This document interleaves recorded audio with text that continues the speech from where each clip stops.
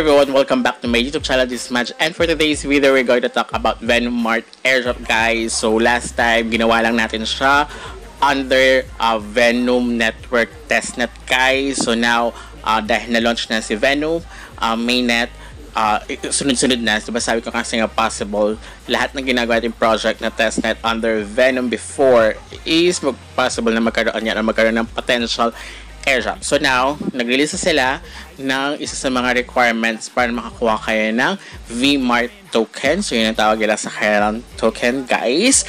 Kaya check natin kung paano ba tayo magiging eligible for this airdrop, guys. Although si Venom medyo tagilid ngayon because of what happened, but for me, I understand naman both sides, the community and of course the developer, guys. So na-explain ko naman yan in my last video. Now, tumuko na tayo kay Venom Mart, guys. So I'm very excited for this one. So I think si Venom Mart is a marketplace, guys, ni Venom. So, huwag kayo mag-skip. Stay tuned at the end of this video para wala kayo miss na important details kung paano ba kayo magiging eligible at ano ba mga criteria para makuha tayo ng VMart token. But before we jump into it, make sure you like this video, subscribe to my channel if you have not already, and ring that notification bell so you always be updated to my upcoming videos and off the clock episodes. So, si Venom Mart, actually pangalawa na siya kasi nauna si Ventory yung nagsabi na meron nga silang pa-airdrop and then, or pa-rewards, and now, sumunod na ngayon si Venom Mart. So, yung sa mga before na projects na ginawa natin, silang dalawa pa lang yung nakita ko na nagsabi na merong airdrop na i-release. So, si Venom Mart, limited lang siya, guys. Limited pali NFT dahil marketplace siya. So for sure, NFT yung kailangan natin for this one. So here, kailangan natin maglabas ng Venom, guys, or ng pag-purchase netong Venom Mart Pass, guys. So as you can see, kailangan natin i-hold itong Venom Mart mainnet pass to get VMart token airdrop. So, 5,555 only lang yung pwede makakuha nito. But, yun nga, as you can see, ang worth niya is, pag pinurchase natin siya, 5 kanina Venom. But here, sa trending, ang kanyang floor price is 55 Venom, guys. So later on, check natin how much ba ang isang Venom now, ha.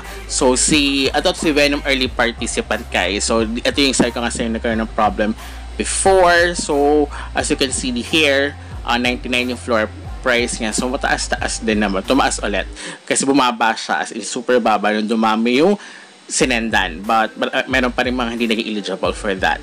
So here, ito sinabi nila is 5,555 lang yung pwede makapag-meet, guys. So you need 5 Venom. So a total of 5.8 kasi 0.8 Venom is the gas fee na kakailangan. Ay, parang 5.8. Okay, sorry. Registration fee, mayroon pa pala registration fee, so I thought is 5 lang, but may 0.8 I think.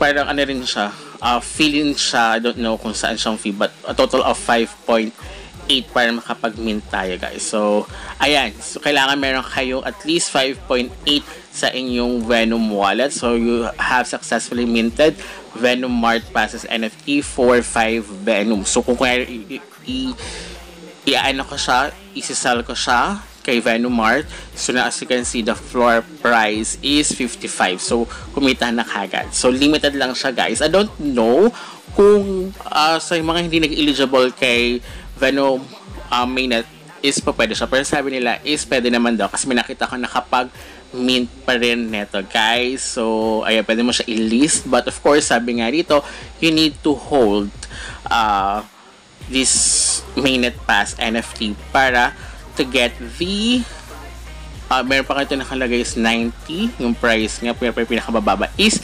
55. So pwede siya makita sa inyong once na na successfully sa mga NFT guys dyan, pero hindi siya kagad makikita. So you need to input the contract address, katulad ng ginawa natin kay Venom early participant NFT guys. So yun. So dito kailangan na siya i-hold for the meantime. So as of the moment, yun lang pa lang naman yung kanilang criteria para mag-eligible kayo for the VMart token, which is sa mga other projects, ganun din naman. Kapag may NFT holder ka, may mga allocation for that particular project. So, ganun din si Venom Mart, guys. So, iba kasi sa dito lahat yung mga nakapag-mint, but yung may mga price dyan. So, kung gusto nyo magkaroon ng VMart, but pag mga ganito kasi, it's your own risk pa rin yan, guys. Kasi we never know how much will be the value of VMart once na launch yung kanilang token. So, as of the moment, si Venom is 0.65 USD. So, mga almost na siyang $1, diba? So, mga na siya. So, kapag 5.8, you need 3.78 USD. But of course, wala pa naman sa mga exchanges ka pa lang pwede maka-purchase ng Venom. So, as of the moment, kadalasan kay OKX is medyo, laging suspended dahil pagbago pa lang kadalasan yung mga ganyang network. Like, before si ZK Sync, na-launch siya sa Starknet. So, nag-suspended talaga siya, guys. But, kay Gate.io ata yung pinakamababa. Kay Gate.io ata ako nag-exchange or nag-buy ng Venom. So, instead na hindi ako gumastos, napagastos ulit ako kasi yung Venom ko na nasa OKX, hindi ko na mailabas. So, ang gagawin ko na lang is exchange ko na lang siya sa USDT and then i-withdrawin ko na lang siya. But, let's see kung anong mangyayari kay Venom. Possible pa, sana nga mag more than 1 USD. Ang pinakamataas pa lang niya is nasa 7.7.